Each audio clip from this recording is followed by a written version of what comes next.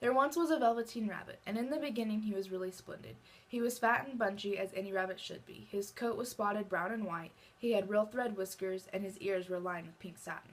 On Christmas morning, when he sat wedged in the top of the boy's stocking, with a sprig of holly between his paws, the effect was charming.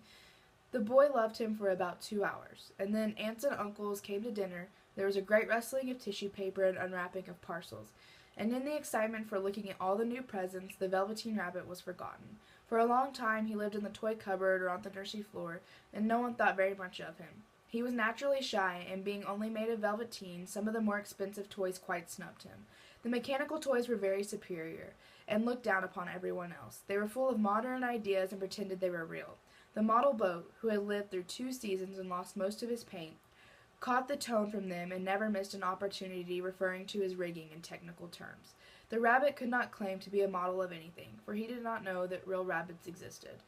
He thought that they were all stuffed with sawdust just like him, and he understood that sawdust was quite out of date and should never be referred in a modern circle.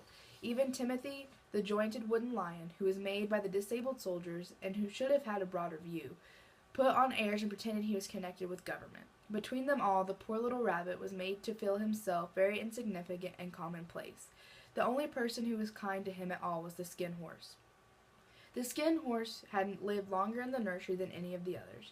He was so old that his brown coat was bald in patches and showed the seams underneath, and most of the hairs in his tail had been pulled out to string bead necklaces.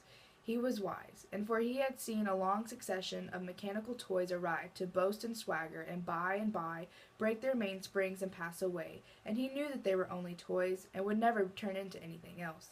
For nursery magic is very strange and wonderful, and only those playthings that are old and wise and experienced, like the Skin Horse, understand all about it.